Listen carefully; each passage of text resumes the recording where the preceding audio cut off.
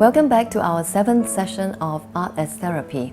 I'm Yoko. In the last session, we explored how art making can help us to raise our self-awareness. One of the ways to build self-awareness is through the practice of self-reflection. Today, we'll be exploring more of that and how to make meaning through our art. Self-reflection is a process that considers the various aspects of the self, such as our habits, feelings, actions, or behavior, and tries to understand the reasons and meanings behind them. There are many ways to practice self-reflection, and there is no one-size-fits-all solution. The only thing you need is to make time to reflect. Self-reflection can be practiced in many layers, from a basic to a deeper level. The practice of self-reflection can be affected by various factors, such as our readiness to know about ourselves and to deal with self-awareness, our health and life situations, and our intentions. In Art as Therapy, self-reflection can be practiced by the art maker in many different ways. One of the ways is to ask questions while having conversations with the artwork. Here are some examples for you to practice self-reflection. Firstly, visual journaling. The use of a journal can help to express and record our experiences, feelings, and emotions. You can use both images and text to express the self, as this will increase our resources for self-reflection. Secondly, silent contemplation. The act of looking at an artwork in solitude allows us to process complex thoughts, intentions, or goals. During these moments, we open ourselves up to experiences of beauty and novelty. Thirdly, have a personal dialogue. Be honest to your artwork, talk to it, and imagine how it will respond to you. Record these conversations in writing. Fourthly, active imagination. When you look at your artwork, what do you see? Write down or draw out all these images or feelings. Lastly, make a date to return to your artwork. Visit your artwork on a different day or time. You may also invite someone you trust to look at your artwork together. Record these feelings and thoughts about the artwork during these visits. In the therapeutic context, art therapists, psychoanalysts, or authors in the field of art as therapy, such as Sean McNiff, Barbara Fish, Bruce Moon, Pat Allen, and Ellen D. Botton, has suggested various ways to have a reflective dialogue with our artworks. You may consider asking these questions to have a personal dialogue with your artwork.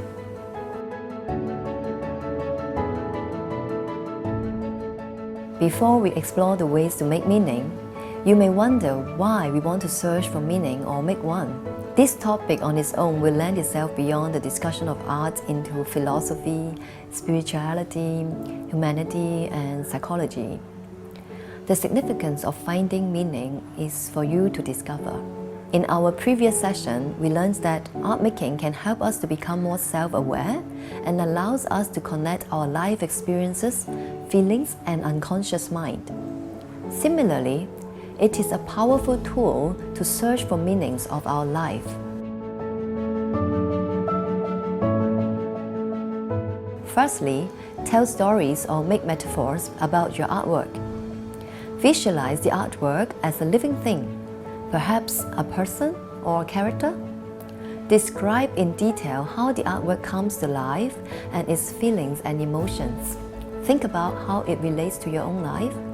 In this way, you can distinguish if the story belongs to us, our relationship with others, or others. Secondly, see your artwork as a mystery. Be curious and have an open mind while exploring your artwork. Meanings are not linear, and they have many multiple layers and travel in different directions. An artwork may resonate with our waking lives, or it may also come from our dreams or our unconscious mind. When you chance upon a connection, explore it deeper. Thirdly, be creative and imaginative.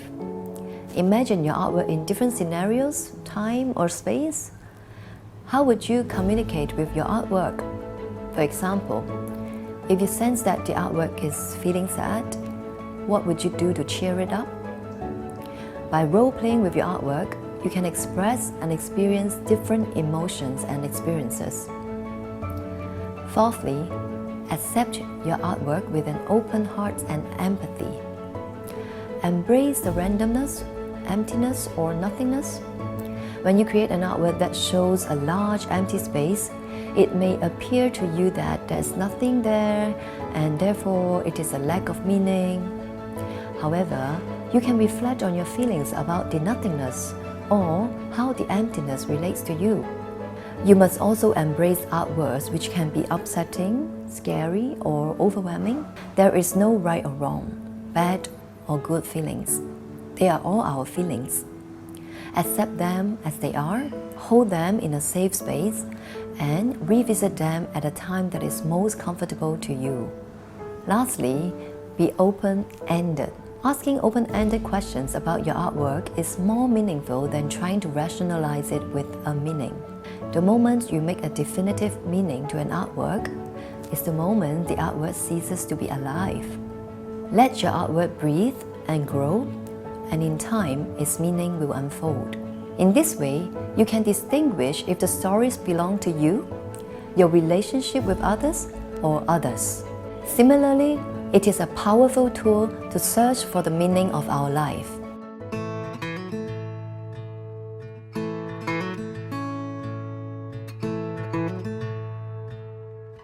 So this activity, we are going to use some paper as a major material, and then you can also look around at your space, whether you have some existing containers like a flower vase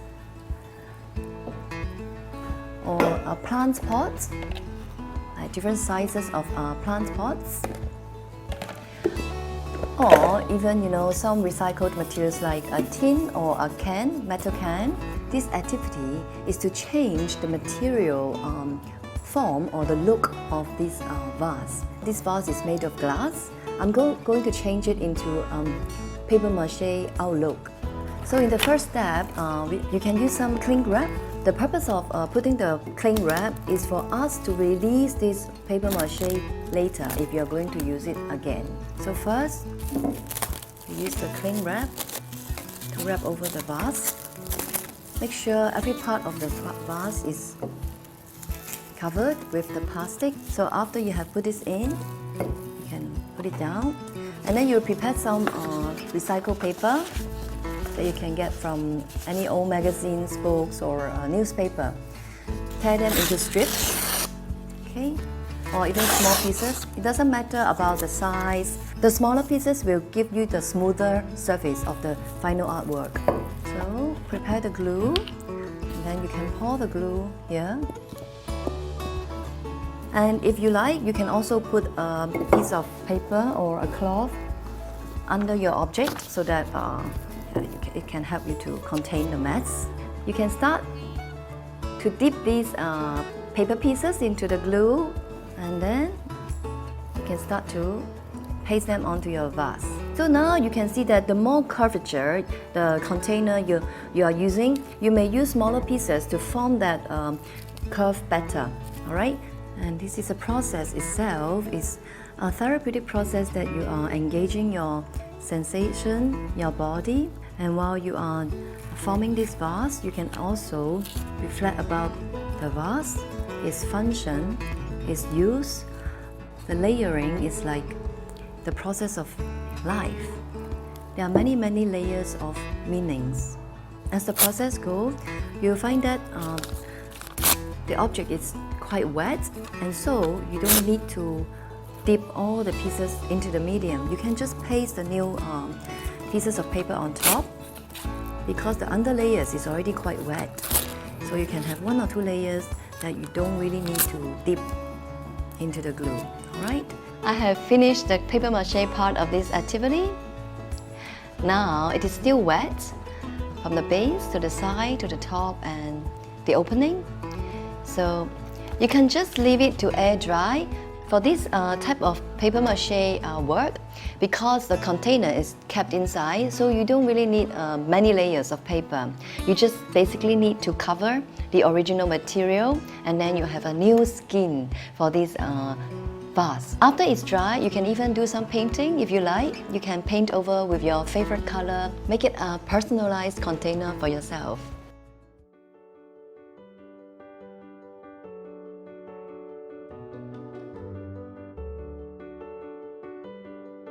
This is our second activity today, exploring making paper beads. What would you need is very simple and basic. First of all, you need to have some kind of sticks. It can be a chopstick, a toothpick, popsicle stick, or anything that comes in a long of like in a rod shape. Second, you will need paper. Okay, so paper, you can get the paper from recycled paper, magazines or books. Third, the tools you will need is a ruler, a penknife or scissors, and a cutting mat. In the case of using a scissors, you don't really need that cutting mat. And we'll need some glue, all right?